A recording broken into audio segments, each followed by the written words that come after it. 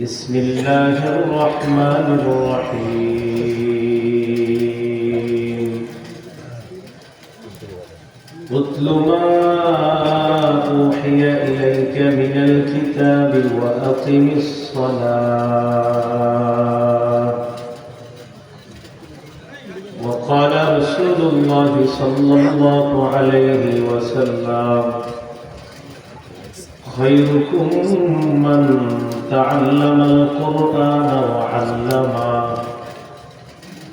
وقال عليه الصلاة والسلام الطهور شطر الإيمان والحمد لله تملأ الميزان وسبحان الله والحمد لله تملأان أو تملأ ما بين السماوات والأرض والصلاة نور والصدقة برهان والصبر ضياء أو كما قال عليه الصلاة والسلام اللهم صل على محمد وعلى آل محمد كما صليت على إبراهيم وعلى آل إبراهيم إنك حميد مجيد اللهم بارك على محمد وعلى آل محمد كما باركت على إبراهيم وعلى آل إبراهيم إنك حميد مجيد اللهم إني أعوذ بك من شر لساني ومن شر سمعي ومن شر بصري ومن شر مني মহান হাদিউল উম্মাহ মাদ্রাসা কর্তৃক আয়োজিত আজকের এই মাহফিলের সম্মানিত সভাপতি উপস্থিত হযরত উলামায়ে কেরাম মুসলমান ভাইরা বিভিন্ন স্থানে অবস্থানরত শ্রদ্ধেয় মাওলানা আল্লাহ তাআলার দরবারে শুকরিয়া আদায় করছি আল্লাহ আমাদেরকে এই মাহফিলে উপস্থিত হওয়ার তৌফিক দান করেছেন বলে আলহামদুলিল্লাহ।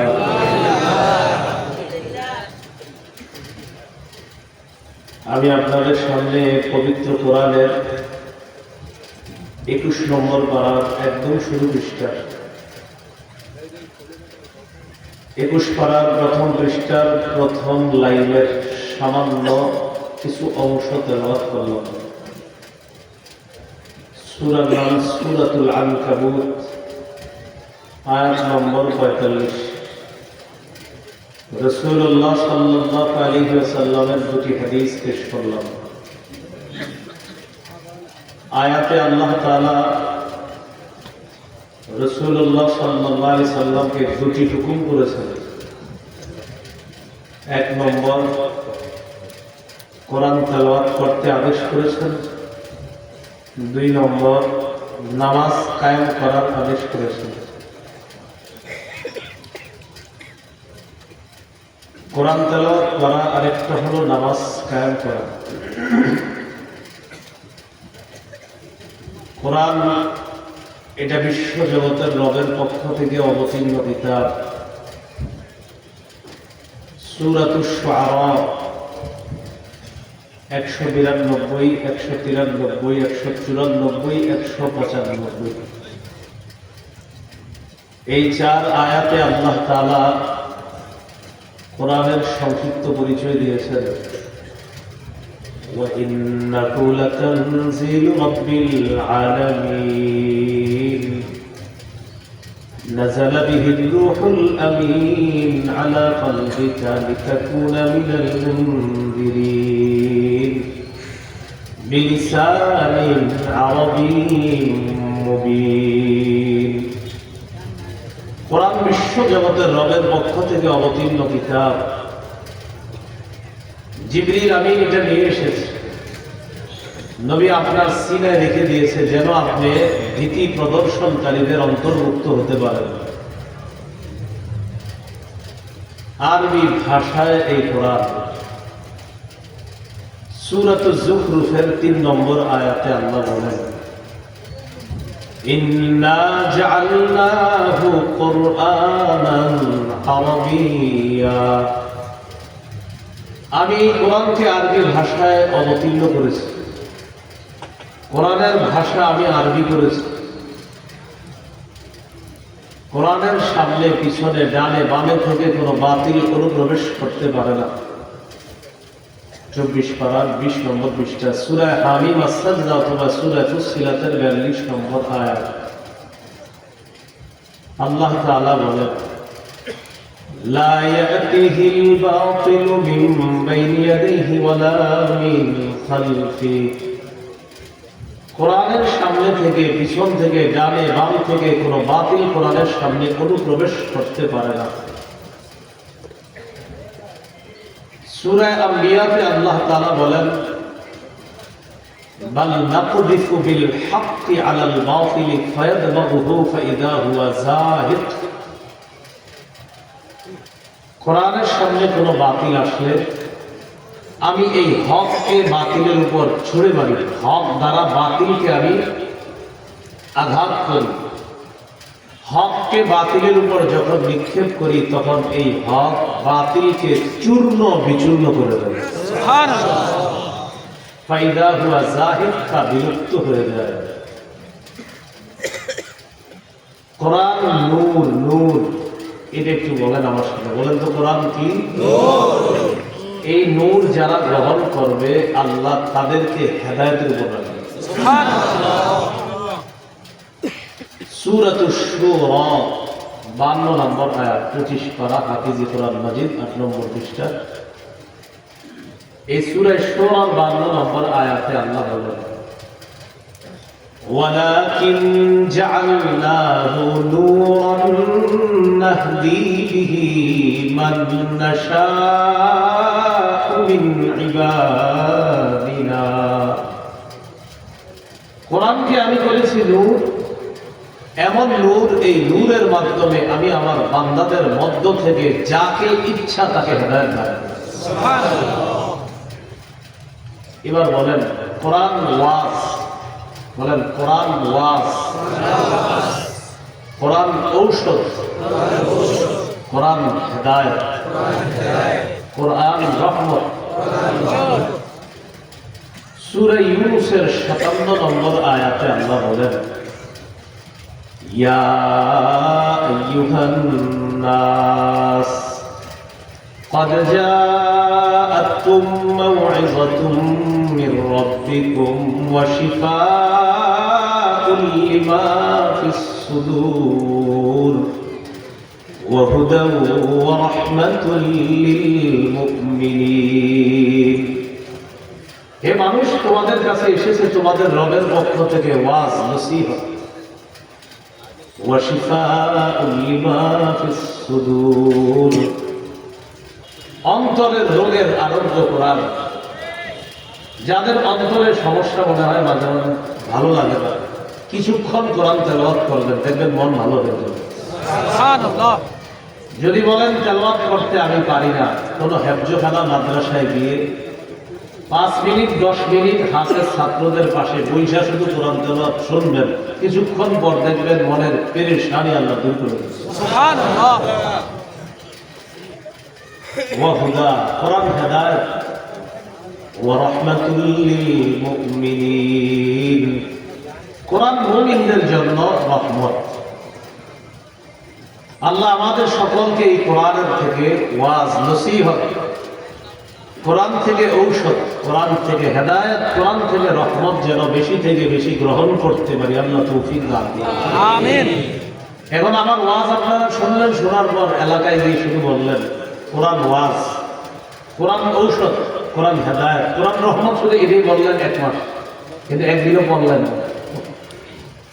মানে বললেন কোরআন ঔষধ, আরেকজনে বললেন কোরআন কিন্তু ঔষধ, এটা 2 মাস বললেন, কিন্তু একদিনও কোরআন পড়েন না, বলো না। আল্লাহ আমাদের সকলকে প্রতিনিয়ত আমরা যেন আমাদের অভ্যাসে কোরআন তেলাওয়াতকে অভ্যাসে যেন পরিণত করতে পারি, আল্লাহ তৌফিক দান করুন। রাসূলুল্লাহ সাল্লাল্লাহু আলাইহি সাল্লামকে আল্লাহ তাআলা এটাই প্রথম হুকুম করলেন, উতলু, তেলাওয়াত করেন। সূরা ফাতিরের 29-30 নম্বর আয়াত, 22 পারা, 16 নম্বর পৃষ্ঠার একদম শেষ, 17 নম্বর পৃষ্ঠার শুরু আয়াত 29-30। এই 2 আয়াতে আল্লাহ তাআলা বলেন, ইন্নাল্লাযীনা ইয়াতলুনা কিতাবাল্লাহ ওয়া আকামুস সালাতা ওয়া আনফাকু মিম্মা রাযাকনাহুম সিররা وأنفقوا مما رزقناهم سرا وعلانية يرجون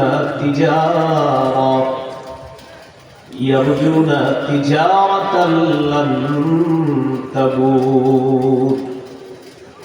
আল্লাহ তাআলা বলেন, যারা নিয়মিত কোরআন তেলাওয়াত করে, ওয়া আকামুস সালাত, যারা নিয়মিত নামাজ আদায় করে, নামাজ কায়েম করে, وأنفقوا مما رزقناهم سرا وعلانية, যারা আমার দেওয়া রিজিক থেকে গোপনে প্রকাশ্যে দান করে। আল্লাহ তাআলা বলেন, ইয়ারজুনা তিজারা, তারা এমন ব্যবসার আশা করে, নিয়মিত কোরআন তেলাওয়াত, নিয়মিত নামাজ, নিয়মিত দান সদকা যারা করে, আবার নিয়মিত কোরআন তেলাওয়াত, নিয়মিত নামাজ, নিয়মিত দান সদকা যারা সাধ্য অনুযায়ী করে, আল্লাহ তাআলা বলেন, ইয়ারজুনা তিজারা, তারা এমন ব্যবসার আশা করে, লান তাবুর, যে ব্যবসা কখনো ধ্বংস হবে না, যে ব্যবসায় কোনো লস নাই, লাভ আর লাভ। আজকে থেকে আমরা চাইলেই কিন্তু পারি যে 3টি আমল আমাদের নিয়মিত অভ্যাসে পরিণত করা। একটা হলো কোরআন তেলাওয়াত, আরেকটা হলো নামাজ, আরেকটা হলো সাধ্য অনুযায়ী দান সদকা করা। আল্লাহ তৌফিক দান আমিন। প্রতিদান লিওয়াফিয়াহুম উজুরাহুম ওয়া ইয়াজিদাহুম মিন ফাদলিহি, আল্লাহ বলেন এই 3 আমলকারী যারা, তাদেরকে তিনি পরিপূর্ণ প্রতিদান দান করবেন এবং তাদের মর্যাদা প্রতিনিয়ত আল্লাহ বাড়ায় দেবেন। এই জন্য নবীকে আল্লাহ বলতেছেন, উতলু মা উহিয়া ইলাইকা মিনাল কিতাব, কিতাবের যা আপনার কাছে ওহী হিসাবে পাঠানো হয় আপনি তেলাওয়াত করেন। রাসূলুল্লাহ সাল্লাল্লাহু আলাইহি সাল্লাম আমাদেরকে বলছেন, তাআল্লামুল কুরআন, তোমরা কোরআন শিখো। আল্লাহ তাআলা নবীকে বলছেন কোরআন তেলাওয়াত করো, নবী আমাদেরকে বলতেছেন কোরআন শিখো। নবুয়তের সর্বপ্রথম যে শব্দটা জিবরিল আমিন রাসূল সাল্লাল্লাহু আলাইহি সাল্লামকে দিয়েছেন, মানে এই নবুয়ত শুরু হবে, রাসূল সাল্লাল্লাহু আলাইহি সাল্লামের নবুয়তের প্রকাশটা ঘটবে এখন জিবরিল আমিন এসে, ইয়া মুহাম্মদও বলে নাই, আইসাই বলছে ইকরা, পড়েন। রাসূল সাল্লাল্লাহু আলাইহি সাল্লামের যে 23 বছরের নবুয়তি, এই নবুয়তি জিন্দেগীর প্রকাশটা ঘটেছে কোন শব্দের মাধ্যমে? ইকরা, পড়েন। তো জিবরিল আমিন এসে বলতেছে ইকরা, আপনি পড়েন। এই জন্য আমাদের বর্তমান সমাজে সবচেয়ে বেশি অভাব পড়ার। কিসের অভাব? অথচ ইসলামের প্রথম শব্দ পড়েন না, কিন্তু আমরা বলি না। এই পৃথিবীর প্রথম যখন আল্লাহ তাআলা সর্বপ্রথম সৃষ্টি করেছেন সেটা হলো কলম। বলেন, কি সৃষ্টি করেছেন? কলম। আবু দাউদের বর্ণনা 4700 নম্বর হাদিস আছে।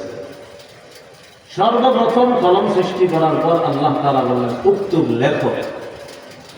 কলম বলল মাদ আক্তুবু ইয়া রব, আল্লাহ আমি কি লিখবো? আল্লাহ বললেন উক্তুব মাকাদিরা কুল্লি শাইইন হাত্তা তাকুম আস-সাআ, কিয়ামত পর্যন্ত যা ঘটবে কলম তুমি সব লেখো। একটু আমার সাথে বলেন সৃষ্টির শুরু লেখা, ইসলামের শুরু পড়া, দুইটা মিলাইলে হয় লেখাপড়া। এবার বলেন আমরা লেখাপড়া থেকেই দূরে।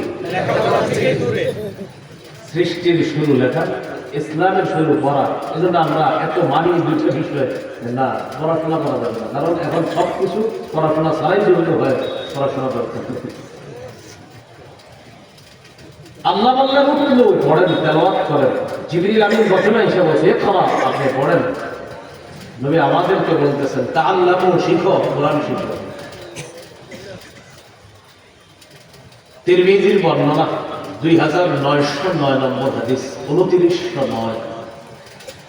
قال رسول الله صلى الله عليه وسلم خيركم من تعلم القرآن وعلمه। নবীজি বলেন তোমাদের মধ্যে যে ব্যক্তি কোরআন শিখে আর অন্যকে শিখায়, আমি নবী ওই মানুষটাকে দুনিয়ার মধ্যে সর্বোত্তম বলে ঘোষণা করলাম। ফজরের পর মক্তবের মধ্যে ইমাম সাহেব অথবা মুয়াজ্জিন সাহেব বাচ্চাদেরকে ডাক দিয়ে পড়ায়। বেত একটা হাতে নিয়ে বলে পড়, হামজা লাম জবর আল, হামিম জবর হাম, আল হাম, দাল পেশ দু, আল হামদু। যা যা তুই যা, আব্দুর রহিম দিকে পড়, বা জবর বা, শিন জবর শাহ, বাসা, র জবর র, বাসা র, যা তুই দিকে। ইমাম সাহেব একটা বেত নিয়ে ছোট্ট ডাকে, নুন জবর ন, সদ জবর স, র জবর র, নাসর। নবী বলেন উভয়কে আমি দুনিয়ার সর্বোত্তম বলে ঘোষণা করলাম। সর্বোত্তম, কোন সন্দেহ নেই। ইবনে মাজাহ বর্ণনা 218 নম্বর হাদিস। ওমর ইবনুল খাত্তাব রাদিয়াল্লাহু তাআলা এক ব্যক্তিকে মক্কার গভর্নর বানিয়ে দিয়েছে। উসমান নামক একটা জায়গা আছে, এই জায়গায় মক্কার গভর্নরের সাথে আমিরুল মুমিনিন ওমর ইবনুল খাত্তাব রাদিয়াল্লাহু তাআলা আনহু সাক্ষাৎ। ওমর ইবনুল খাত্তাব রাদিয়াল্লাহু তাআলা আনহু মক্কার গভর্নরকে জিজ্ঞাসা করলেন, আচ্ছা মক্কার আশেপাশে যে গ্রামগুলো আছে এই গ্রামের প্রশাসক কাকে বানিয়েছে তুমি? গভর্নর, আর একটা হলো ছোট ছোট গ্রামের দায়িত্ব, আমরা বুঝি এখন চেয়ারম্যান, মেম্বার, এরকম দায়িত্ব থাকে। তো মক্কার গভর্নর জবাব দিলেন ইস্তাখলাফতু ইবনে আবজা। ইবনে আবজা কি নামটা বলেন তো? ইবনে আবজা নামে একজনকে আমি ওই গ্রামের প্রশাসক বানাই আছি। ওমর ইবনুল খাত্তাব রাদিয়াল্লাহু তাআলা আনহু বললেন মান ইবনু আবজা। ইবনে আবজা কি বলবো? গভর্নর জবাব দেয় রাজুলুম মিন মাওয়ালিনা। ইবনে আবজা হলো আমাদের মধ্যে একজন আজাদকৃত গোলাম, একজন গোলাম যাকে আজাদ করা হয়েছে, সে হলো ইবনে আবজা। فقال أمير المؤمنين عمر بن الخطاب رضي الله تعالى عنه استخلفت مولا। একজন গোলামকে প্রশাসক বানায় দিলেন। মক্কার গভর্নর জবাব দিলেন আমিরুল মুমিনিন, লোকটা যদিও গোলাম তার মধ্যে বিশেষ 3টা গুণ আছে। কয়টা? 1 নম্বর কারিউন লিকিতাবিল্লাহ। এই লোকটা যদিও গোলাম ছিল, গোলাম থাকা অবস্থায় লোকটা আল্লাহর কোরআনের আলেম হয়েছে। ওই যুগে কারি মানে আলেম, বড় আলেম। দারুল উলুম দেওবন্দের মুহতামিম সাহেব বলে কারি তৈয়ব সাহেব রহমাতুল্লাহ, মানে কি উনি কারি সাহেব? আপনার মানে এই কারি কিন্তু আপনার মানে উনি এরকম না যে শুধু উনি কায়দা রামপাড়া পারে আর কিছু নাউজুবিল্লাহ। কারিদেরকে ছোট করতেছিল, আমি ক্ষমা চেয়ে দিচ্ছি, কোনো কারি সাহেবকে ছোট করে। কারি সাহেব তো আমার চেয়ে জানে, কোনো সন্দেহ নেই। মানে কারি মানে আলেম, তাদেরকে কারি মানে কি বোঝানো হতো? তো আমিরুল মুমিনিন কারিউল লিকিতাবিল্লাহ, এই লোকটা গোলাম হলেও আল্লাহর কোরআনের আলেম। দুই নম্বর গুণ আলিমুন বিল ফারাইজ, ফরজ বিধি বিধানের ব্যাপারে লোকটা যথেষ্ট জ্ঞান রাখে। তিন নম্বর কাজিম, লোকটা বিচার ব্যবস্থা ভালো বুঝে। এই তিন গুণের কারণে আমি তাকে এই গ্রামের প্রশাসক বানিয়ে দিলাম। ওমর ইবনুল খাত্তাব বলেন, সামি'তুন নবী সাল্লাল্লাহু আলাইহি ওয়াসাল্লাম ইয়াকুল ইন্নাল্লাহা ইয়ারফা'ু বিহাযাল কিতাবি আকওয়ামা ওয়া ইয়াদউ বিহি আখারিন। আল্লাহ নবীকে আমি বলতে শুনলাম, এই কোরআনের মাধ্যমে এক দলের মর্যাদা আল্লাহ বাড়ায় দেয়, আবার কোরআনের কারণে এক দলকে আল্লাহ অপদস্থ করে। এর মানে কোরআনের আলেম যারা, কোরআন অনুযায়ী যারা আমল করবে তাদের মর্যাদা আল্লাহ বাড়ায় দেয়। ইবনে আবজা নামক লোকটা গোলাম হওয়া সত্ত্বেও কোরআনের আলেম হওয়ার কারণে আল্লাহ তাআলা তার এত মর্যাদা দান করছে। এত বড় একটা পদে শুধুমাত্র কোরআনের হাফেজ আলেম হওয়ার কারণে আল্লাহ তাকে এই পদে অধিষ্ঠিত করে দিয়েছে। সুবহানাল্লাহ। তাহলে কোরআন সম্মান বাড়ায় না কমায়? বুখারীর বর্ণনা, এক মহিলা নবীর কাছে আসছে, আসার পরে বললেন, ইন্নী ওয়াহাবতু লাকা নাফসি ইয়া রাসূলুল্লাহ, হুজুর আমি নিজেরে আপনার জন্য হেবা করে দিলাম। সাধারণ পাবলিক হেবার মাসালা বোঝা দরকার নেই, এতটুকু হেবা করে দিলাম। একজন নারী এসে বলছে। তো এটা বলার পর রাসূল সাল্লাল্লাহু আলাইহি সাল্লাম, আচ্ছা আপনাদের সাধারণ যারা আছেন আপনাদের জন্য বলি, মনে করেন ওই নারী এসে বলতে চাইছে যে নবীজির কাছে, হুজুর আমি আপনার সাথে বিয়ে করতে চাই, বিয়ে করতে। রাসূল সাল্লাল্লাহু আলাইহি সাল্লাম কোনো আগ্রহ দেখালেন না। আগ্রহ না দেখানোর কারণে পাশে একজন গরিব সাহাবী আছে। তো ওই গরিব সাহাবী বলে, ইয়া রাসূলুল্লাহ ইন লাম ইয়াকুন লাকা ফিহা হাজা যাওজিনিহা, যদি এই মহিলার ব্যাপারে আপনার কোনো আগ্রহ না থাকে তাহলে আমার সাথে বিয়ে দিয়ে দেন। গরিব সাহাবী বলে। রাসূলুল্লাহ সাল্লাল্লাহু আলাইহি সাল্লাম বললেন, তোমার টাকা পয়সা আছে, মোহর দিতে পারবা? না, এরকম তো টাকা পয়সা নেই। যাও বাড়িতে যাও, বাড়িতে গিয়ে দেখো মোহরের মতো কিছু আছে কিনা। বাড়িতে গেছে, বাড়িতে যাওয়ার পর আসছে, আসার পর বললেন, ইয়া রাসূলুল্লাহ কিচ্ছুই খুঁজে পাই নাই বাড়িতে। নবীজি বললেন, আবার যাও, একটা লোহার আংটিও যদি পাও এটা নিয়ে আসো, ব্যাস তোমার বিয়ে দিয়ে দিবে। সাহাবী বাড়িতে গেছে, আয়েশা বললেন, হুজুর লোহার আংটিও নেই, ইল্লা ইজারি হাজা, আমার গায়ে এই গলা থেকে পা পর্যন্ত যে জামাটা দেখতেছেন এটা আছে। ইজার শব্দের বাংলা অর্থ লুঙ্গি, বাকি ওই ইজার মানে লুঙ্গি না, এটা হলো গলা থেকে পা পর্যন্ত এক জাতীয় পোশাক, যেটা আরবরা বর্তমানে এখনো পরে দেখবেন, এতটুকু হাতা কাটা, একদম পুরো ফুল, পা পর্যন্ত জুব্বা মতো। তো এই সাহাবী বলেন, এই একটা কাপড় ছাড়া আমার আর কিছু নেই। নবীজি সাল্লাল্লাহু আলাইহি সাল্লাম বললেন, এক কাপড়, এটা যদি মোহর দেই তুমি পরবা কি আর সে কি করবে? না না, বিয়ে হবে না। সাহাবীও বসে, এই মহিলাও বসে। রাসূল সাল্লাল্লাহু আলাইহি সাল্লাম কিছু বলতেছেন না। সাহাবী বুঝতে পারলেন মনে হয় আর বিয়ে হবে না, আমি চলে যাই। উনি উঠে রওনা করলেন। নবীজি ডাক দিলেন, এই দিয়ে আসো, শোনো শোনো, হাল মাআকা মিনাল কুরআন, তোমার সাথে কি কোরআনের কিছু আছে? কোরআনের সূরা কিছু মুখস্থ আছে তোমার? সুবহানাল্লাহ। সাহাবী জবাব দিলেন, মাই সূরাতুন কাযা ওয়া কাযা ইয়া রাসূলুল্লাহ, ও মুহাম্মদ সূরা আমার মুখস্থ আছে ইয়া রাসূলুল্লাহ। আল্লাহ নবী বললেন, যাওয়াজতুকাহা বিমা মাআকা মিনাল কুরআন, কোরআনের সূরাগুলো মুখস্থ থাকার কারণে এইগুলাই মোহরানা ধরে আমি এই মেয়েটাকে তোমার কাছে বিয়ে দিয়ে দিলাম। তুমি শিখিয়ে দিও, সূরাগুলো শিখিয়ে দিও, এজন্য হাফেজ সাহেবদের টেনশন নেই, বিয়ে হয়ে যাচ্ছে। কোরআনের মর্যাদা বাড়ায়, বলেন কোরআন মর্যাদা। তিরমিজির বর্ণনা 2910 নম্বর হাদিস, এই হাদিসের মধ্যে আছে, قال رسول الله صلى الله عليه وسلم من قرأ حرفا من كتاب الله فله به حسنة والحسنة بعشر أمثالها لا أقول ألف لام ميم হারফুন ওয়ালাকিন আলিফুন হারফুন ওয়া লামুন হারফুন ওয়া মিমুন হারফুন। নবীজি বলেন কোরআনের একটা অক্ষর যদি কেউ উচ্চারণ করে সাথে সাথে তার আমলনামায় একটা নেকি, এক নেকিকে বানায় 10টা, এক অক্ষর তেলাওয়াত করবে সাথে সাথে তার আমলনামায় 10টি নেকি লিপিবদ্ধ হয়ে যায়। নবী বলেন আমি বলছি না আলিফ লাম মিম পুরোটা একটা অক্ষর, বরং আলিফ একটা অক্ষর, লাম একটা অক্ষর, মিম একটা অক্ষর। এই 3টি অক্ষর যদি কেউ বলে তার আমলনামায় 30টি নেকি লিপিবদ্ধ হয়ে যায়। বলেন না একটু বড়ি বলেন আলহামদু আলহামদু আলহামদু আলহামদু। হামজা লাম জবর আল, হা মিম জবর হাম,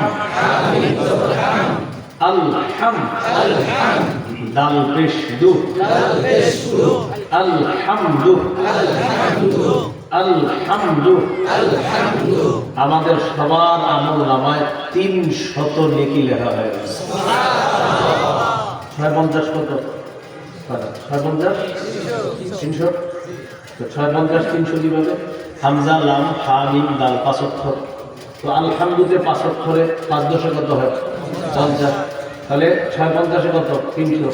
যদিও আমার 400, কারণ আমি আরো 2 বেশি বলছি আলহামদু, এখন 450 হয়ে গেছে। আলহামদু আরেকবার বলেছি 500 হয়ে গেছে, কোনো সন্দেহ নেই।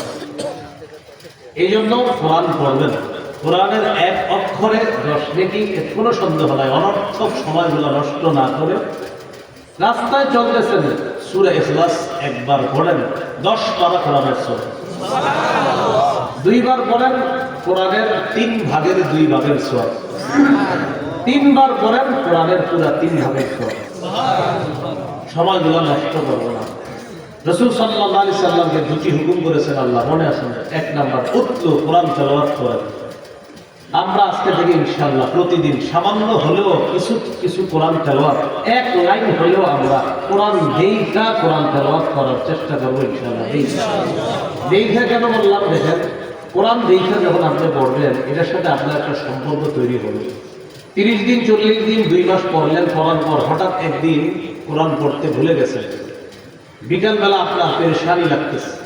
ইমাম সাহেবের কাছে গেলে হুজুর আমার খুব পেরেশানি লাগতেছে, কেন? বুঝতেছি না। কোনো আমল ছেড়ে দিয়েছেন? গত 60 দিন কোরআন তেলাওয়াত করেছি, আজকে হঠাৎ করি নাই।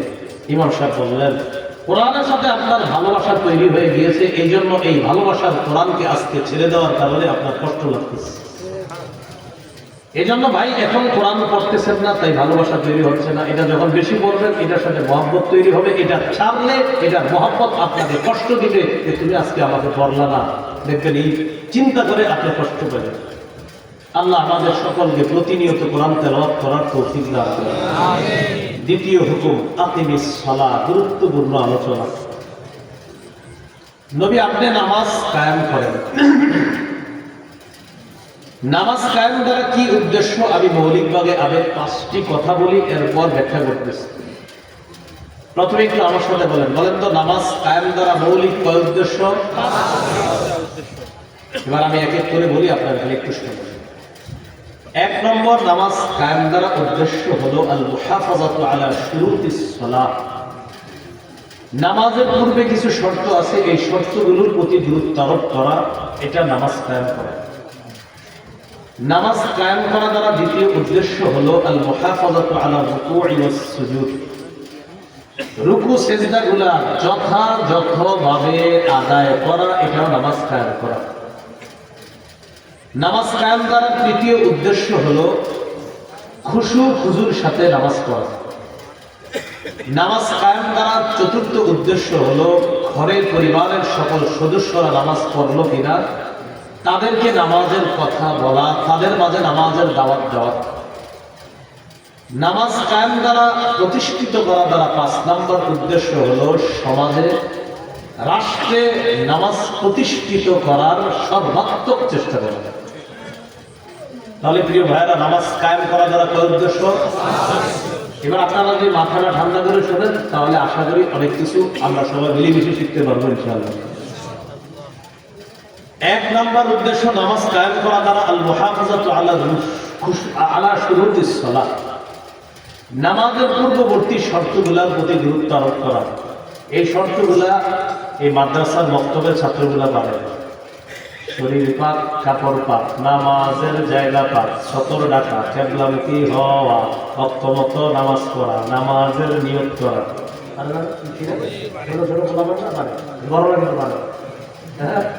আপনারা কষ্ট দিয়ে না, এখানে বাচ্চারা এই হাদিউল উম্মাহ ছোট্ট বাচ্চা এখানে মাইকে দাঁড়ায় বলে দিবে অবস্থা, বলেন আলহামদুলিল্লাহ। নামাজের পূর্ববর্তী শর্ত এক নাম্বার শরীর পাক করা। শরীর পাক করা দ্বারা উদ্দেশ্য হলো ওযু না থাকলে ওযু করে নেওয়া, গোসল ফরজ হলে গোসল করা। ওযু না থাকলে ওযু করার মাধ্যমে শরীর পবিত্র করা। দলিল সূরা মাইদার 6 নম্বর আয়াতে আল্লাহ বলেন, ইয়া আইয়ুহাল্লাযীনা আমানু ইযা কুনতুম ইলাস সালাহ ফাগসিলু ওয়ুজুহাকুম ওয়া আইদিয়াকুম ইলাল মারাফিকি ওয়ামসাহু বিরুউসিকুম ওয়া আরজুলাকুম ইলাল কা'বাইন। হে ঈমানদারগণ, যখন তোমরা নামাজের ইচ্ছা করো, তোমাদের চেহারা ধৌত করো, হাতগুলা ধৌত করো, মাথা মাসাজ করো, পা টাকলু পর্যন্ত ধৌত করো। আয়াতে ওযুর 4 ফরজ চলে আসে। তো ওযু না থাকলে ওযু করে নেওয়া, ওযু ছাড়া বান্দার নামাজ আল্লাহ কবুল করবেন না। সহিহ বুখারীর বর্ণনা 6954 নম্বর হাদিস। عن أبي هريرة رضي الله تعالى عنه أن رسول الله صلى الله عليه وسلم قال لا يقبل الله صلاة أحدكم إذا أحدث حتى يتوضأ। আল্লাহ নবী বলেন, আল্লাহ তাআলা তোমাদের নামাজ ততক্ষণ কবুল করবেন না যতক্ষণ বান্দা ওযু না থাকলে ওযু করে নেয়। ওযু থেকে যতক্ষণ ওই বান্দা অপবিত্রতা থেকে ওযুর মাধ্যমে যতক্ষণ পবিত্র না হয় ততক্ষণ তোমাদের কারো নামাজ আল্লাহ কবুল করেন না। ওযু না থাকলে আল্লাহ নামাজ কবুল করেন না। এরপরে শরীর পাক দ্বারা উদ্দেশ্য গোসল করা যদি ফরজ হয়। সূরা মাইদার 6 নম্বর আয়াতে আল্লাহ বলেন, ওয়া ইন কুনতুম জুনুবান ফাত্তাহহারু। যদি তোমরা জুনুবি হও, অপবিত্র হও, গোসল ফরজ হয়, ভালোভাবে পবিত্রতা অর্জন করে নাও, তোমরা গোসল করে নাও। গোসলের 3টি ফরজ ভালোভাবে আদায় করা, কুলি করা, নাকে পানি দেওয়া। ওলামা হযরত ছাড়া অন্যরা আমার সাথে বলেন নাকের, সবাই বলেন নাকের। আলেমদের দরকার নেই, ওনারা জানে, অন্যরা বলেন নাকের নরম জায়গায় পানি পৌঁছানো। এই যে গোসলের ফরজে যে পানিটা দিব, ভিতরে একটা নরম অংশ আছে, ওখানে পৌঁছায় দিবেন। অনেকে আমরা এইভাবে দিয়ে বাস ক্ষান্ত হয়ে যাই। এটা ওযুর ক্ষেত্রে দিবেন, ঠিক আছে, ফরজ গোসলের ক্ষেত্রে গুরুত্ব দিয়ে আপনি একটু দেখবেন মোটামুটি ঠিকভাবে এটা পৌঁছেছে কিনা। মা বোনরা যারা আছে তাদেরকে মাসালা বলে দিবেন। তারা নাকফুল আর কানের দুল যে পড়ে, নাকফুলের জায়গাটা ছোট্ট একটা চিকন ছিদ্র আছে, কান ফুলের এখানে একটা চিকন ছিদ্র আছে। এই ছিদ্রের মধ্যে ঝাড়ুর শলা দিয়ে অথবা চিকন কোনো কিছু দিয়ে আপনার একটু নাড়াচাড়া করবে, যতটুকু পানি পৌঁছানো যাবে। ফরজ গোসল যদি হয় নাকের এই ফুলটার যে ছিদ্রটা, তো অনেক সময় দেখবেন নাক ফুলের ছিদ্র আছে, নাক ফুল নেই, তো ওনার উপর গোসল ফরজ হয়। তখন কি করবে উনি? ঝাড়ুর শলা বা এই জাতীয় কিছু দিয়ে একটু চেষ্টা করবে যে ভিতরে যেন পানি পৌঁছানো যায়। কারণ ওই নাক ফুলের ওই জায়গায় ছিদ্র হওয়ার কারণে সেখানেও তার আলাদা একটা অঙ্গ তৈরি হয়ে গেছে। কানের ছিদ্রে ঝাড়ুর শলা বা কিছু দিয়ে একটু চেষ্টা করবে যথাসম্ভব পানি পৌঁছানো যায়।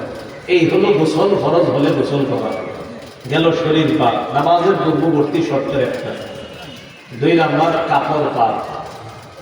সূরা মুদাসসিরের 4 নম্বর আয়াতে আল্লাহ বলেন, ওয়াসিয়াবাকা ফাতাহহির।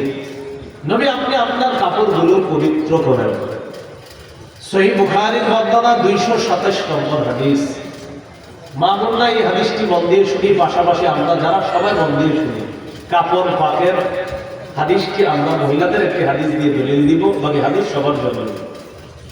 সহিহ বুখারীর 227 নম্বর হাদিস, জাআত ইমরাআতুন ইলা নবী সাল্লাল্লাহু আলাইহি ওয়াসাল্লাম, একজন নারী আল্লাহর রাসূলের কাছে আসলেন।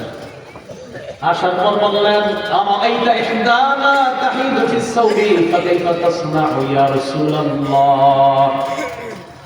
একজন মহিলা আল্লাহর নবীর কাছে এসে বললেন, ইয়া রাসূলুল্লাহ, আমাদের নারীদের কাপড়ের মধ্যে যদি আল্লাহ প্রদত্ত মাসে যে একটা অসুস্থতার সম্মুখীন নারীরা হয়, এই অসুস্থতার নাপাকি যদি তাদের কাপড়ের মধ্যে লাগে, তাহলে কাপড় পবিত্র করবে কিভাবে আপনার কাছে জানতে চাই। আল্লাহ প্রদত্ত একটা অসুস্থতার কারণে মা বোনরা মাসে একটা অসুস্থতার সম্মুখীন হয়, এই অসুস্থতার নাপাকি কাপড়ে লাগলে পবিত্র কিভাবে করবে হুজুর আপনার কাছে জানতে চাই। قال رسول الله صلى الله عليه وسلم, নবীজি জবাব দিলেন, তাহুতুহু, এক নাম্বার ওই নাপাকিটা ঘষবে। এক নাম্বার কাপড়ের যেই জায়গায় নাপাকি লাগছে নাপাকিটা ঘষবে, তাহুতুহু ঘষবে। দুই নাম্বার সুম্মা তাকরুসুহু বিল মা, পানিতে এটাকে ভিজিয়ে নিবে ভালোভাবে।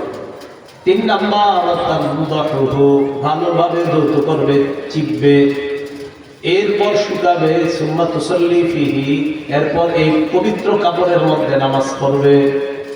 তাহলে রাসূল সাল্লাল্লাহু আলাইহি সাল্লাম বলে দিলেন, নাপাকি লাগার পর যদি শক্ত হয়ে যায় এটা ঘষবে, এরপর পানিতে নিংড়াবে, এরপর ভালোভাবে কাপড় ধৌত করবে, এরপর এটা শুকাবে। তিনি পবিত্র হওয়ার পর এই পবিত্র কাপড় পরে তিনি নামাজ আদায় করবে। তাহলে আমাদের মূল মাকসাদ হলো নামাজের জন্য শরীরও পাক করা, কাপড়ও পাক থাকা লাগবে। কাপড় পাক না থাকলে নামাজ হবে না। এগুলো 2 নম্বর শর্ত। 3 নম্বর নামাজের জায়গা পাক। নামাজের জায়গা পাকের ব্যাপারে যে হাদিসটি আমরা শুনবো, হাদিস থেকে আমরা দলিল নিব একটা নামাজের জায়গা পাকের, কিন্তু একটা শিখতে গিয়ে শিখে ফেলবো আরো 4টা, মোট 5টা।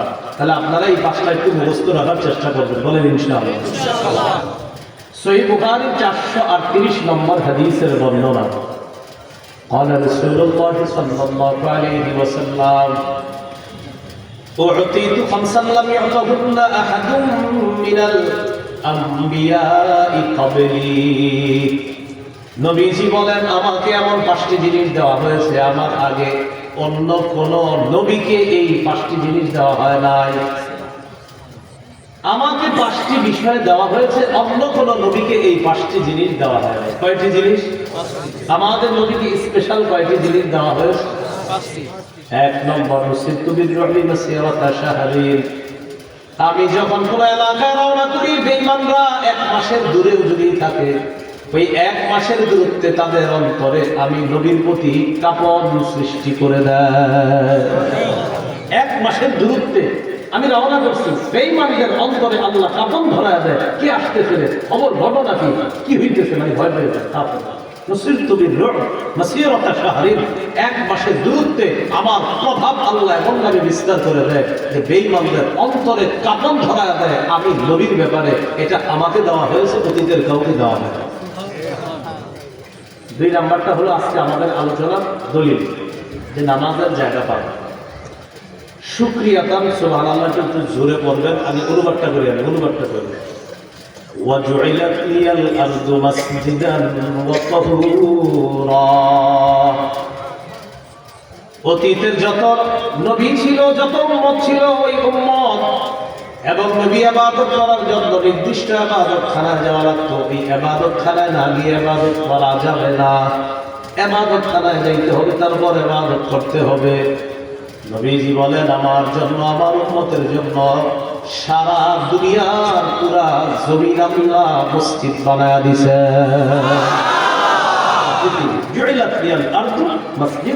পুরা পৃথিবীটা আমার জন্য মসজিদ, আমার উম্মতের জন্য মসজিদ। পুরা জমিন আমার উম্মতের জন্য পবিত্র করে দেওয়া হয়েছে। সুবহানাল্লাহ। মুসাফির যদি কোথাও যায়, যাওয়ার পর হঠাৎ দেখে মসজিদ নাই, পানি নাই, আশেপাশে নামাজের কোনো জায়গা নাই, ওই পবিত্র মাটি দিয়ে তায়াম্মুম করবে আর নামাজ আদায় করে নেবে। নবী বলেন, আইয়ুমা রাজুলিন মিন উম্মতি আদরাকাতহুস সালাত ফালইউসাল্লি। আমার উম্মতের কোন ব্যক্তির যদি নামাজের সময় হয়ে যায়, আশেপাশে যদি পানি না পায়, মসজিদ না পায়, নগদ পবিত্র মাটি দিয়ে তায়াম্মুম করবে আর ওই পবিত্র মাটির মধ্যেই নামাজ আদায় করবে, আল্লাহ তাআলা নামাজ কবুল করে নেবেন। এটাই উম্মতের বৈশিষ্ট্য। হাদিস থেকে শিখবো কয়টা? পাঁচটা। আগে আমগো দলিল পেয়ে গেছি আমরা, শরীর পাক, কাপড় পাক, নামাজের জায়গা পাক, আমাদের জন্য পুরো জায়গা পাক। অপবিত্র হলে এটা পবিত্র করতে হবে। নবীজি বলেন ৩ নাম্বার, ওয়া উহিল্লাত লিয়াল গানাইম। অতীতে জিহাদ করার পর যুদ্ধলব্ধ সম্পদ উম্মতের জন্য বৈধ ছিল না, আমার জন্য, আমার উম্মতের জন্য জিহাদের যুদ্ধলব্ধ সম্পদ আল্লাহ বৈধ করে দিয়েছেন। সুবহানাল্লাহ। ৪ নাম্বার, وكان النبي يبعث إلى قومه خاصة وبعثت إلى الناس كافة। অতীতের যত নবী পাঠানো হয়েছে দুনিয়ার মধ্যে বিভিন্ন এলাকার জন্য, গোত্রের জন্য, এতে যান একই সময় এই এলাকার এক নবী আরেক এলাকার আরেক নবী। আমাদের নবী বলেন, নবীদেরকে বিভিন্ন এলাকা কেন্দ্রিক পাঠানো হয়েছে, কিন্তু আমাকে গোটা জগতের জন্য নবী হিসাবে পাঠানো হয়েছে। ৫ নম্বর, আমাকে সার্বজনীন সুপারিশ করার অধিকার দেওয়া হয়েছে। এটা হাদিস শুনে শুনে একদিন এক ফেরেশতা রাসূল সাল্লাল্লাহু আলাইহি সাল্লামের কাছে আসছে, তিরমিজির বর্ণনা। আয়েশা নবীজিকে বলতেছে, আল্লাহ আপনার কাছে আমাকে পাঠিয়েছে একটা খুশির সংবাদ দিয়ে। সুবহানাল্লাহ। কিসের সংবাদ? কি তো বলো। আল্লাহ বলেছে আপনাকে এখন আমি 2টা বিষয় বলবো, এই 2টা বিষয়ের যে কোনো একটা এই মুহূর্তে আপনি গ্রহণ করবেন। গ্রহণ যদি করেন আল্লাহ আপনার এই গ্রহণটা কবুল করে নেবেন। 2টা বিষয় নগদ আপনাকে বলা হবে। তো নবীজি বলেন, বলো। তো ফেরেশতা নবীজিকে বললেন, 1 নম্বর, আপনি চাইলে আপনার অর্ধেক উম্মত জান্নাতে নিতে পারবেন। আপনি চাইলে আপনার অর্ধেক উম্মত, ঠিক আছে। আরেক, বাইনা শাফাআহ, বাইনা আইয়ুদখিলা নিসফা উম্মতি আল জান্নাহ ওয়া বাইনা শাফাআহ, আল্লাহর পক্ষ থেকে আমাকে ইচ্ছাধিকার দেওয়া হলো। 1 নম্বর, আমি চাইলে আমার অর্ধেক উম্মত জান্নাতে নিতে পারবো, আমি চাইলে আমি সুপারিশ করতে পারবো। ফেরেশতা আমাকে বলে, ইয়া রাসূলুল্লাহ, অর্ধেক উম্মত জান্নাতে নিবেন আবার সুপারিশ করবেন, এটা কিন্তু হবে না। হয়তো অর্ধেক জান্নাতে নিবেন, নয়তো সুপারিশ করবেন, কোনটা গ্রহণ করবেন? যদি বলেন অর্ধেক জান্নাতে নিবেন, সুপারিশ গ্রহণ করা যাবে না। আর যদি বলেন সুপারিশ গ্রহণ করবেন, অর্ধেক উম্মত জান্নাতে নেওয়ার ব্যাপারটা নিতে পারবেন না। আমাদের নবী বুদ্ধিমান, চিন্তা করে বললেন, ইখতারতুশ শাফাআহ, নবী বুদ্ধি করে বললেন, আমি সুপারিশ গ্রহণ করে নিলাম। আমার উম্মত অর্ধেক জান্নাতে গেলে বাকিগুলো কি হবে? এই জন্য আমি সুপারিশ ততক্ষণ করব যতক্ষণ আমি সুপারিশ করতেই থাকবো। আর আমার সর্বশেষ একটা উম্মতকে আমি সুপারিশ করে চেষ্টা করব কিভাবে আমার ন্যূনতম একটা উম্মতকেও জান্নাতে নেব। সুবহানাল্লাহ। অর্ধেক নিলে তো শেষ, আর নেওয়া যাবে না। তো নবীজিকে বলছে, হয়তো অর্ধেক নিবেন, না হয় সুপারিশ। আমাদের নবী সাল্লাল্লাহু আলাইহি সাল্লাম বুদ্ধি করে বলে ফেললেন, আমি সুপারিশ গ্রহণ করলাম, কারণ আমি আমার উম্মতের জন্য আল্লাহর কাছে সুপারিশ করতেই থাকবো, করতেই থাকবো, করতেই থাকবো, যতক্ষণ পর্যন্ত আমার সর্বশেষ একটা উম্মতকেও জান্নাতে নেওয়া যায়, আমি চেষ্টা চালাই দিতে থাকবো। সুবহানাল্লাহ। অর্ধেক নিলে এই চেষ্টা আর করা যাবে না। এই হলো আপনার আমাদের মূল বিষয়। 5টা জিনিস দেওয়া হয়েছে, এর মধ্যে একটা সুপারিশ।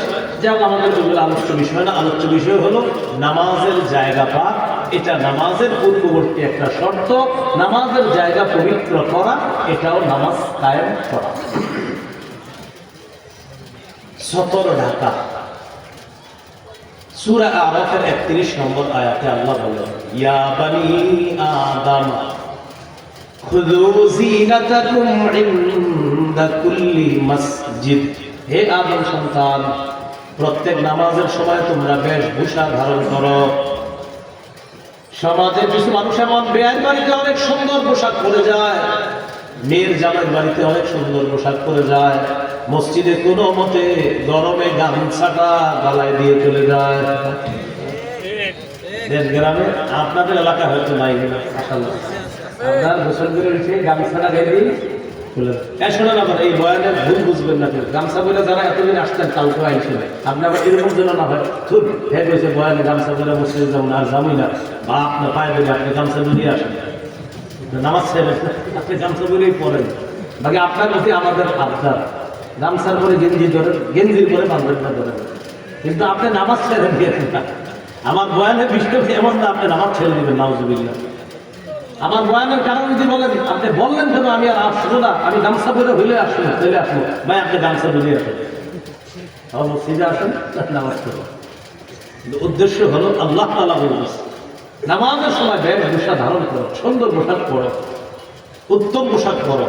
বুঝাইতে চাইলাম বের বাড়িতে কত সুন্দর পোশাক পরি, উত্তম পোশাক, কোথাও বেড়াতে গেলে কত সুন্দর পোশাক পরি, আল্লাহর ঘরে গেলাম, কথাটা মাথায় আনেন না একবার, আল্লাহর ঘরে গেলাম, এটা গামছা। আল্লাহ আমাদেরকে বুঝার তৌফিক দান করুন। এই গেল 4 নম্বর সতর রাখা। 5 কিবলামুখী হওয়া। সূরা বাকারার 149 নম্বর আয়াতে আল্লাহ বলেন ফাওয়াল্লি ওয়াজহাকা শাতরাল মাসজিদিল হারাম, আপনি আপনার চেহারা কিবলার দিকে ফিরান। 17 মাস 18 মাস বাইতুল মুকাদ্দাসের দিকে ফিরে রাসূল সাল্লাল্লাহু আলাইহি সাল্লাম নামাজ আদায় করলেন। বারবার আসমানের দিকে তাকায়, মুখ দিয়ে কিছু বলে না, মনে মনে নবীর চাওয়া হলো আল্লাহ যদি কিবলাটা কাবার দিকে করে দিত। সুবহানাল্লাহ। নামাজ পড়তেছে বাইতুল মুকাদ্দাসের দিকে ফিরে, কিন্তু মনের একটা ইচ্ছা যে আল্লাহ যদি কিবলাটা কাবার দিকে করে দিত, বলে না মুখ দিয়ে, খালি এমন করে এবার তাকাচ্ছে। আল্লাহ কোরআনের আয়াত নাযিল করে দেয় قد نرى تقلب وجهك في السماء, নবী আপনি যে বারবার আসমানের দিকে মাথা উঠান, আমি কিন্তু ব্যাপারটা দেখি। আপনি কেন মাথা উঠান এটাও আমি জানি, আপনার মনের খবর তো আমি জানি, ঠিক আছে। ফালানুওয়াল্লিয়ান্নাকা কিবলাতান তারদাহা, আপনি যেটাকে কিবলা হিসাবে চাইতেছেন কাবা, আচ্ছা আমি অচিরেই এই কাবাকেই কিবলা করে দিব। সুবহানাল্লাহ।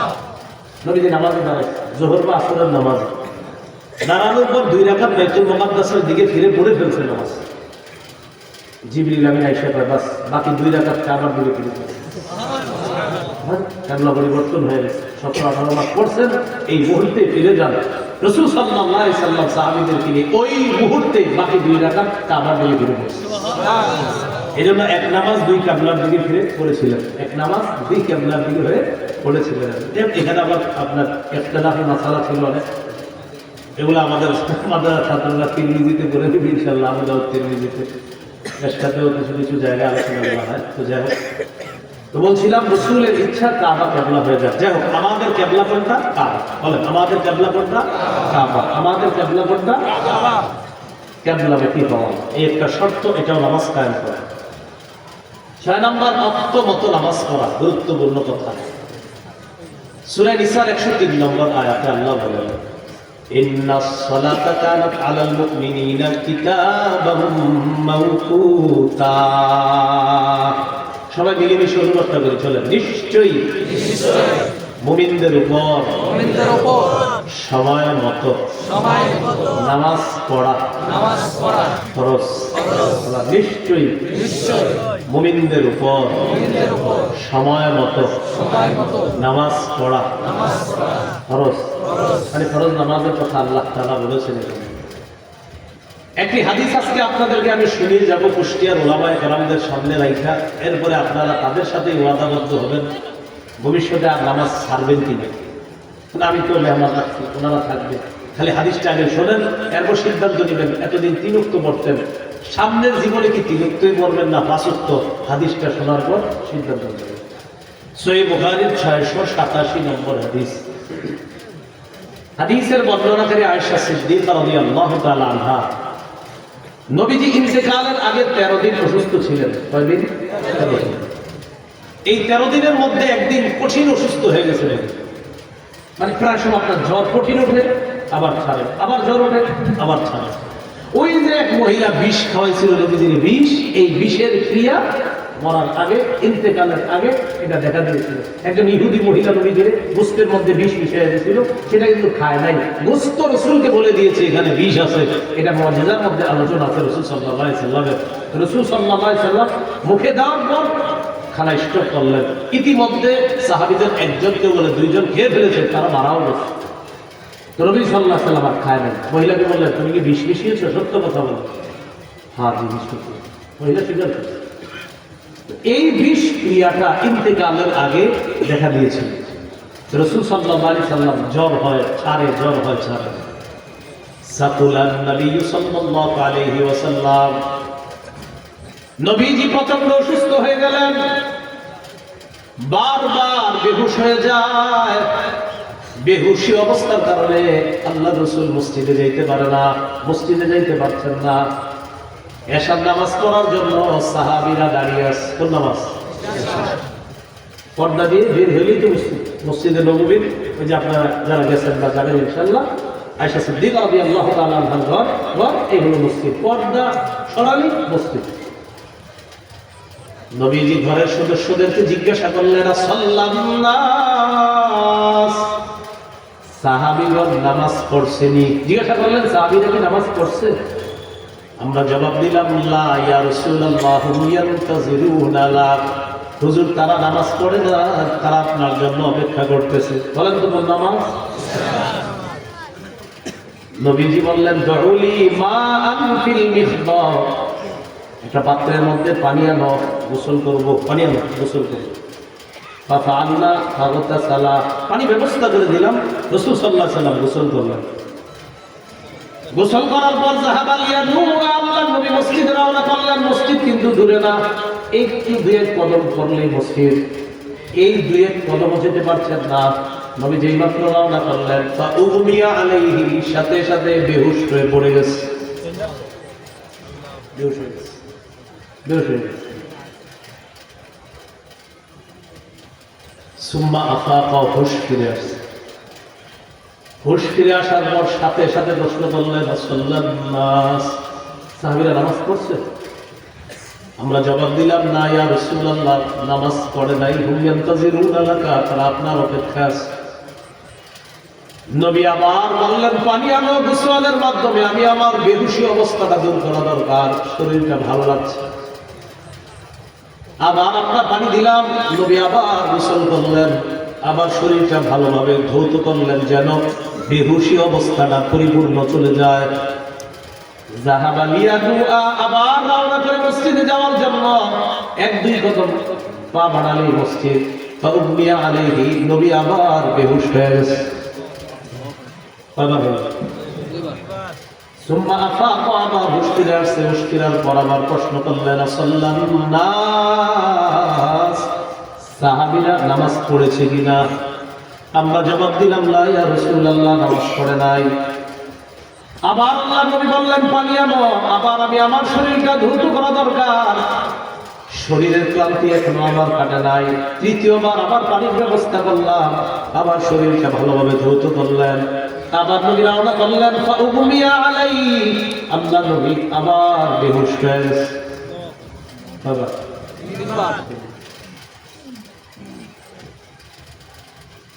আল্লাহটা খাই, আল্লাহর আলো গ্রহণ করি, আল্লাহর বাতাস নেই। এই ইমানদারকে দিয়ে বলা হয়, ভাই নামাজে চলেন, লুঙ্গিটা ভালো না, আসতে না কালকে। রাসূলুল্লাহ সাল্লাল্লাহু আলাইহি ওয়াসাল্লাম তিনবার বেহুশ হওয়ার পর হুশ ফিরে আসছে। নবীজি বললেন, তারা নামাজ পড়ে না এখনো? জবাব দিলাম, না হুজুর, তারা নামাজ পড়ে না। ইয়ানতাজিরুনা লাকা লিসসালাতিল ইশাইল আখিরা, তারা এশার নামাজের অপেক্ষা আছে, নামাজ পড়ে না এখনো। নবীজি বললেন, আবু বকরের কাছে লোক পাঠাও। আমি পারবো না। আবু বকরকে বলো আজকে ইমামতি করে নামাজ পড়ায়। ফাতাহুর রাসূল, এই রাসূল মানে সংবাদ বাহক, বার্তা বাহক, দূত আসছে আবু বকরের কাছে। আবু বকর সিদ্দিক প্রস্তুত ছিলেন না মোটেও এরকম কথা শোনার জন্য। একজন এসে, আবু বকর কিছু বলো, ইন্না রাসূলুল্লাহ সাল্লাল্লাহু আলাইহি ওয়াসাল্লাম ইয়া'মুরুকা আন তুসাল্লিয়া বিন-নাস, নবী আপনাকে আদেশ করছে আপনি যেন সাহাবীদেরকে নামাজ পড়ায় দেন। আবু বকর সিদ্দিক রাদিয়াল্লাহু তাআলা আনহু প্রস্তুত ছিলেন না, কানা রাজুলান রাফীকা, নরম মানুষ ছিলেন। হযরত ওমরকে ডাক দিয়ে বললেন, ওমর সাল্লি বিন-নাস, আপনি মানুষকে নামাজ পড়ান, আমি পারবো না। হযরত ওমর জবাব দিলেন, আমার পক্ষে সম্ভব না। আনতা আহাক্কু বিযালিকা, নবীর পাশে শোয়াস, আর এই জায়গায় আমি ওমর নামাজ পড়াবো অসম্ভব, আমার পক্ষে সম্ভব না, আপনি নামাজটা পড়ান। আবু বকর সিদ্দিক নামাজ পড়ে কি করবে? অসুস্থতার ওই কয়েকদিন আবু বকর সিদ্দিক রাদিয়াল্লাহু তাআলা অনুমতি করছে। ওয়াজাদা মিন নাফসিহি খিফাতা, অসুস্থতা একটু কমার পর একদিন যোহরের সময় দুইজনের কাঁধে ভর করে মসজিদে নববীতে রওনা করছে। এই দুইজনের একজন আব্বাস রাদিয়াল্লাহু তাআলা, বুখারীতে আছে দেখবেন, আহাদুহুমা আল আব্বাস, দুইজনের একজন আব্বাস। তাদের কাঁধে ভর করে মসজিদে গেলেন যোহরের সময়। আবু বকর সিদ্দিক রাদিয়াল্লাহু তাআলা যথারীতি ইমামতির জায়গায় দাঁড়িয়েছে, সাহাবীরা মুসল্লিদের কাতারে আছে।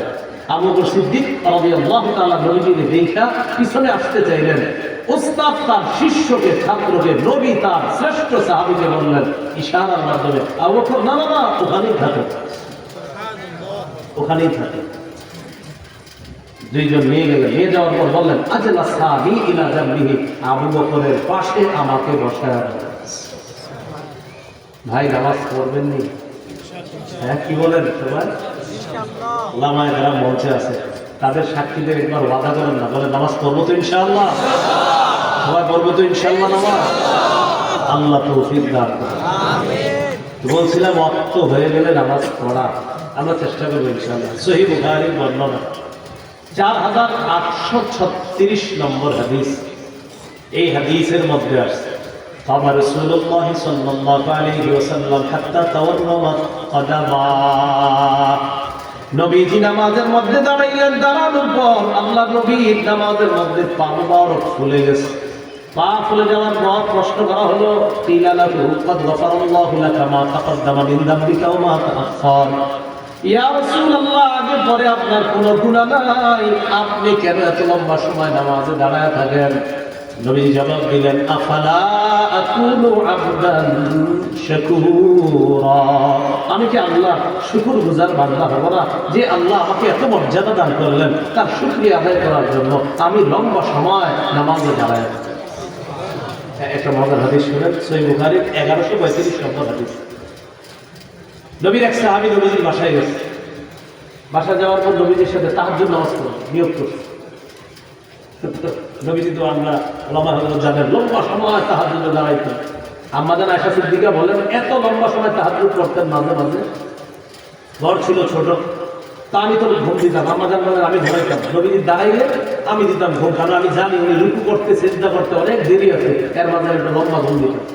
সামনে সামনে নামাজের সামনে ঘুমাইতাম, ঘরে যাই না, ছোট ঘর, হ্যাঁ ছোট ঘর। আম্মা জান বলেন আমার এক ঘুম হয়ে যেত, হওয়ার পর চোখ খুলতাম, খোলার পর দেখতাম দাঁড়ায় আছে। অনেকক্ষণ পর রুকু দিত, তো আমি চিন্তা করতাম আরেক ঘুম দিত। আপনারা ইফতের ঘটনা দেখবেন, আম্মা জানের ব্যাপারে ওই উম্মে মিসকাহ বলেছিলেন যে আম্মা জান সহজ সরল মানুষ, উনি যেখানে সেখানে ঘুমায় যেতেন, আর বয়স ছিল কম। তো আম্মা জান বলেন আবার রুকুতে গেলে আবার ঘুম দিতাম। আমি জানি যে অনেক সময় রুকুতে থাকবে, লম্বা সময় রুকুতে থাকার পর এরপর যখন সেজদা দিতেন, সেজদা দেওয়ার সময় আমার শরীরে আঙ্গুল লাগলে আমি বুঝতাম নবীজি এখন সেজদা দিবে, তখন আমি আমার পা ঘুটায় নিতাম, আল্লাহ রাসূল সেজদা দিতেন। ওইখান থেকে একটা হাদিস, আরেকটা হাদিস শোনাই, শোনাবো পরে, ওইটা শোনাই, যেটা শোনাবো এটা পরে শোনাই। রুকু সেজদার ব্যাপারে একটা হাদিস শোনায়, ওই বুখারীর 1135টা পরে শোনাই। রুকু সেজদার কথা একটা হাদিস মনে পড়ে গেছে, সহিহুল জামে 1671 নম্বর হাদিস। এই হাদিসে আছে নফল নামাজে যেমনি ভাবে লম্বা সময় দাঁড়ায় থাকবেন, ঠিক রুকু সিজদাগুলো একটু লম্বা করবেন। আব্দুল্লাহ ইবনে ওমর রাদিয়াল্লাহু তাআলা আনহুমা দেখলেন এক যুবককে নফল নামাজ পড়তে, তো দেখি কি যুবক আতালাল কিয়ামা ওয়া আতনাবা, লম্বা সময় দাঁড়ায় আছে কিন্তু রুকু সিজদা লম্বা করে না। নফল নামাজে দাঁড়ায় লম্বা কিন্তু রুকু সিজদা লম্বা করে না। ইবনে ওমর রাদিয়াল্লাহু তাআলা আনহুমা বললেন, আচ্ছা আইয়ুকুম ইয়ারিফু হাযা, তোমাদের মধ্যে চিনো কে তাকে, এই ছেলেটাকে যে নামাজ পড়তেছে? একজন বললেন আমি চিনি। আব্দুল্লাহ ইবনে ওমর রাদিয়াল্লাহু তাআলা আনহু বললেন, লাউ আরাফতুহু, আমি যদি তাকে পার্সোনালি চিনতাম, আমারতুহু আইয়ুকসিরা রুকুআ ওয়াস সুজুদা, তাহলে আমি তাকে বলতাম সে যেন যেমনি ভাবে লম্বা সময় দাঁড়িয়ে থাকে তেমনি ভাবে যেন রুকু সিজদায়ও লম্বা সময় একটু কাটায়, এটা আমি তাকে বলতাম যদি আমি তাকে ভালোভাবে চিনতাম। কেন আপনি এরকম রুকু সিজদা লম্বা করতে বলেন? হ্যাঁ, আমি আল্লাহ রাসূলকে বলতে শুনছি। ইন্নাল আবদা ইযা কামা ইলাস সালাহ, বান্দা যখন নামাজের মধ্যে দাঁড়ায়, বুদিআ বিযুনুবিহি উতিয়া বিযুনুবিহি কুল্লিহা ফাউদিআত আলা আতিকাই, বান্দা যখন নামাজের মধ্যে দাঁড়ায়, বান্দার গুনাহগুলা স্তূপ বানায় তার দুই কাঁধের মধ্যে রাখা হয়। আমি আবার বলছি, বান্দা যখন নামাজে দাঁড়ায়, গুনাহগুলা স্তূপ বানিয়ে তার দুই কাঁধের মধ্যে রেখে দেওয়া হয়। فكلما ركع أو سجد تساقطت عنه, বান্দা যখন রুকু করে সিজদা করে, যত সময় লম্বা রুকু করে, যত সময় সিজদা করে, ওই পরিমাণ সময় তার ওই গুনাহের স্তূপ থেকে গুনাহ ঝরে পড়তে থাকে। এই হাদিসটা সহিহুল জামে 671 নম্বর হাদিস। আপনার শেখ নাসিরউদ্দিন আলবানী রাহিমাহুল্লাহ উনিও এটা সহিহ বলেছেন। সহিহ। আচ্ছা যাই হোক, 1135 বুখারী ওই হাদিস থেকে এখানে চলে গেলাম। এক সাহাবী নিয়ত করছে নবীজির সাথে কি নামাজ পড়বে, তাহাজ্জুদ। নবীজির সাথে তাহাজ্জুদে দাঁড়াইছে। মানে আমি আপনাদের এটা শোনাইতেছি কারণ এটা আমাদের ছাত্রদের অভ্যাস, তো এই জন্য ছাত্রদের অভ্যাসটা বলি, উস্তাদদের অভ্যাস এটা না, ছাত্রদের অভ্যাস। তো ছাত্র হিসাবে নবীর পাশে নামাজে দাঁড়াইছে। সাহাবী বলেন কি, জানো আমি কি ইচ্ছা করছি, হামামতু আমরা সাউইন, তো আমি একটা খারাপ নিয়ত করে ফেলছি নামাজে নবীজির পিছনে। তো সবাই বলছে কি নিয়ত করছেন? নিয়ত করে ফেলছি নামাজ ছেড়ে দিয়ে আমি বসে যাই। কেন? এত লম্বা সময় দাঁড়ায় গেছে নবীজি, আমি আর পারতেছিলাম না, আমার মনে চাইছিল আমি নামাজের নিয়তটা ছেড়ে দিই, ও আল্লাহ নবী সাল্লাল্লাহু আলাইহি সাল্লাম নবীজিকে ছেড়ে দিই। ভাবেন দেখো আমার নবী কি পরিমাণ আল্লাহর কাছে দাঁড়ায়। আমাদের ছাত্রদের অভ্যাস, এত সময় কিভাবে দাঁড়াই। তো সাহাবী নিজেই বলতেছে, জানো আমি নিয়ত করে ফেলছিলাম যে আল্লাহ এত সবাই কেমনে মানুষ দাঁড়ায়।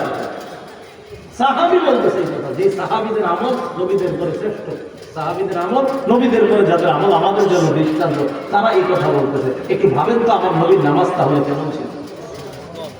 কোন নবী যার আগে পরে কোনো গুনাহ নেই। আল্লাহ আমাদের সকলকে সময় মতো নামাজগুলো আদায় করার তৌফিক দান করুন। মনে আছে নামাজের পূর্ববর্তী শর্ত 6, 7 নাম্বার নিয়ত করা। সহিহ বুখারীর 1 নম্বর হাদিস, ইন্নামাল আমালু বিনিয়াত, আমলের প্রতিদান নিয়তের সাথে। আল্লাহ আমাদের সকলকে নামাজের পূর্ববর্তী শর্তগুলো যদি বিরুদ্ধ আরোপ করে আমরা যেন নামাজ কায়েম করতে পারি, আল্লাহ তৌফিক দান করুন। আমিন।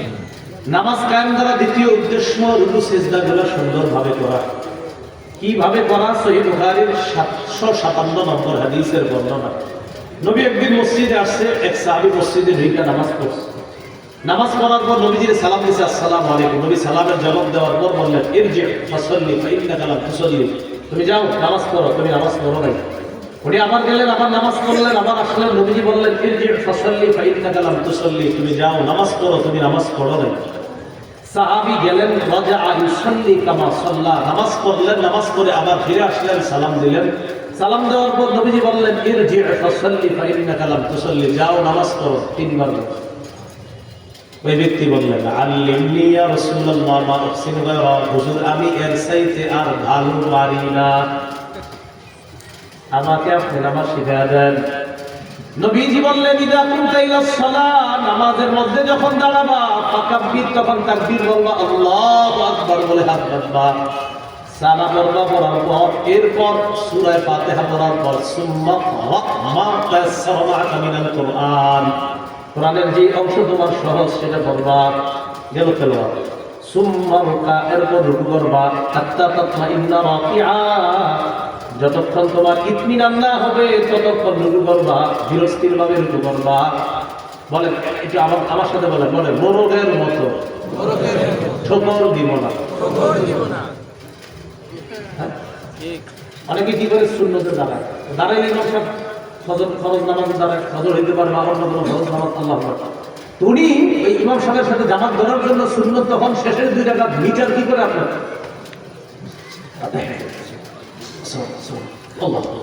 আপনি কি করলেন?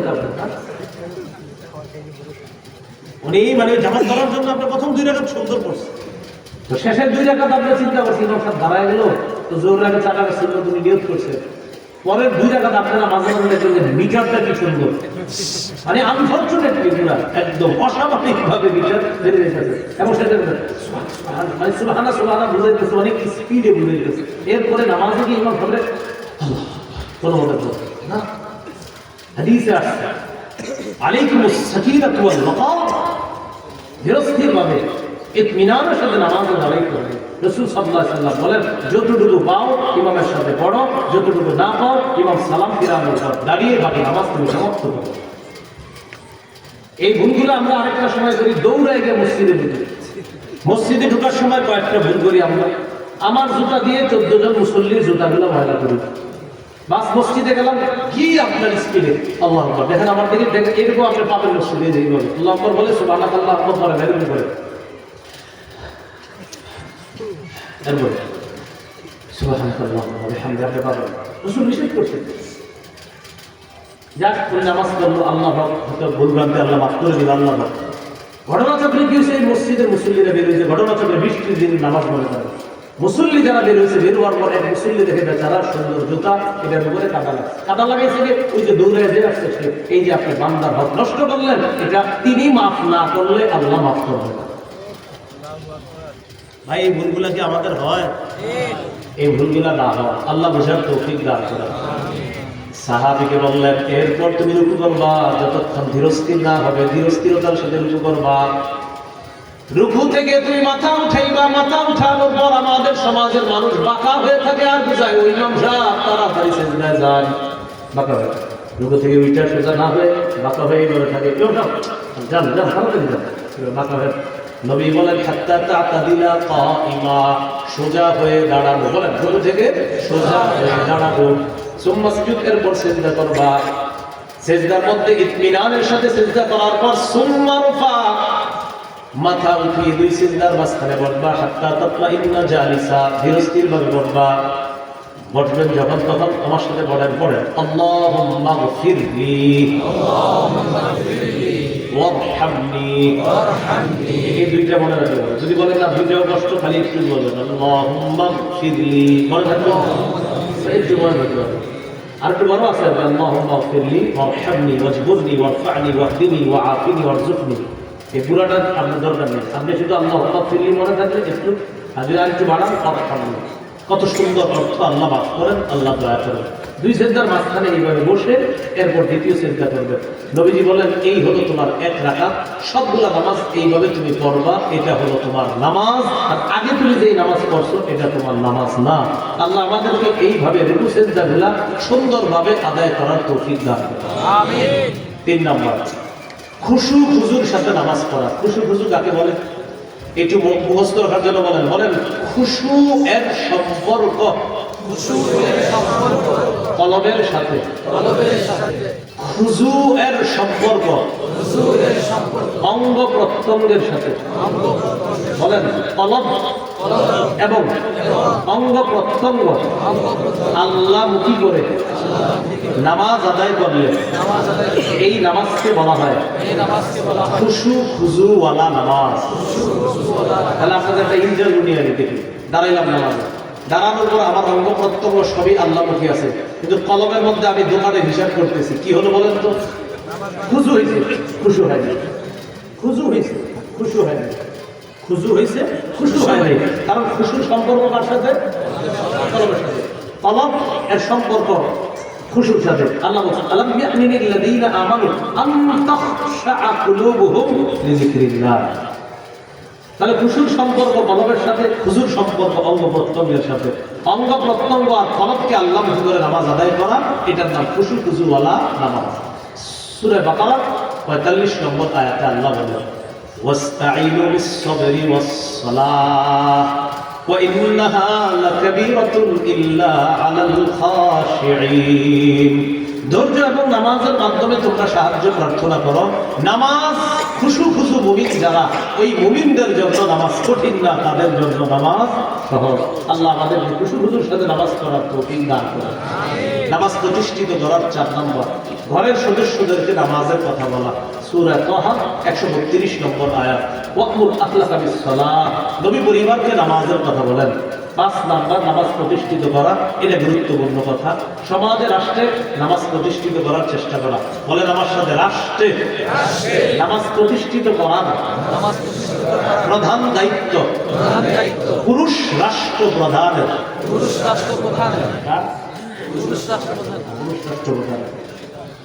পুরুষ রাষ্ট্র প্রধানের দায়িত্ব হলো নামাজ প্রতিষ্ঠিত করা রাষ্ট্রীয় সূরা হজের 41 নম্বর আয়াত, আল্লাযীনা ইম্মাক্কান্নাহুম ফিল আরদি আকামুস সালাহ। আমি যাকে শাসন ক্ষমতায় বসাই তার প্রথম কাজ হবে নামাজ প্রতিষ্ঠিত করা। এজন্য ডক্টর ইউনূস সাহেবের প্রধান দায়িত্ব এখন রাষ্ট্রীয়ভাবে নামাজ আবশ্যক। কিভাবে? দ্বিতীয় কাজ আতাউ যাকাত, যাকাত ব্যাপকভাবে বিস্তৃত করা। বলেন যেন যাকাতের প্রসারের কারণে সুদের কবর হয়ে যায়।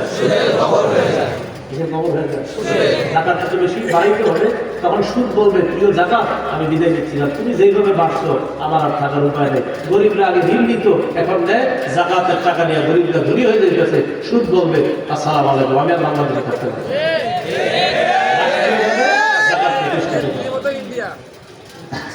রাষ্ট্রীয়ভাবে 1 নম্বর নামাজ প্রতিষ্ঠিত, 2 নম্বর যাকাত, 3 নম্বর আমারু বিল মারুফ, সৎ কাজের আদেশ করা, 4 নম্বর অসৎ কাজের নিষেধ করা। তো যাই হোক, রাষ্ট্রীয়ভাবে নামাজ প্রতিষ্ঠিত করা, এটা যদি হয়ে যায়, দেখেন সবাই যদি নামাজে হয়ে যায় কত সুন্দর একটা রাষ্ট্র হবে। আল্লাহ তাআলা আমাদের সকলকে যে 2টা হুকুম বলা হলো, কোরআন তেলাওয়াত আর হলো নামাজ, আরেকটা শুরুতে বলছিলাম 3টা অভ্যাস নিয়মিত করব, তেলাওয়াত, নামাজ, কিছু দান সদকা। তেলাওয়াত, নামাজ, কিছু দান সদকা। আল্লাহ তাআলা আমাদের সকলকে যেই গুরুত্বপূর্ণ 2টি বিষয়ের কথা বলা হলো, তেলাওয়াত এবং নামাজ প্রতিষ্ঠিত করা, এই বিষয়গুলো যেন আমরা সবাই গুরুত্ব দিয়ে নিজেদের জীবনে ঘরে বাইরে বাস্তবায়ন করতে পারি। আল্লাহ তৌফিক দান করেন, আমিন। আমার সংকলন করা মিম্বরের আমানত যাদের সংগ্রহে আছে, 6 নম্বর খণ্ডে আজকের আলোচনাটা আরো বিস্তারিতভাবে পেয়ে যাবেন। আজকের আলোচনাটা মিম্বরের আমানত যাদের সংগ্রহে আছে পেয়ে যাবেন। সংগ্রহে না থাকলে ঢাকা থেকে ওই অর্ডার করে অনলাইনে নিয়ে আসবেন, আপনার বাড়িতে পৌঁছায় দেবে। ওরা গাড়িতে যদি নিয়ে এসে থাকে ওদের কাছ থেকে দেখেন পাচ্ছি না। মিম্বরের আমানতটা এলাকাবাসীরা যারা আছেন, আলেম ওলামা সহ সাধারণ জনগণ সবার জন্য প্রযোজ্য। প্রথম খণ্ডে সন্তানের 64টা অধিকার, দ্বিতীয় খণ্ডে শিরক বেদাত কুফর তাওহীদ, তৃতীয় খণ্ডে হালাল হারাম সুদ, চতুর্থ খণ্ডে স্বামীর 24টি অধিকার, স্ত্রীর 19টি অধিকার, পঞ্চম খণ্ডে লা ইলাহা ইল্লাল্লাহ ব্যাখ্যা, ষষ্ঠ খণ্ডে নামাজ সংক্রান্ত আলোচনা, এবং আজকের আলোচনাটিও ষষ্ঠ খণ্ডে পেয়ে যাবেন। ওরা গাড়িতে যদি একদম 6 ঘন্টা থাকে, 6 ঘন্টা আপনার টাকা পয়সা যদি তার কাছে থাকে নিয়ে নেওয়ার চেষ্টা করতে পারেন, আর না হলে অনলাইনে সংগ্রহ করে দেবেন। আলহামদুলিল্লাহ রাব্বিল আলামিন।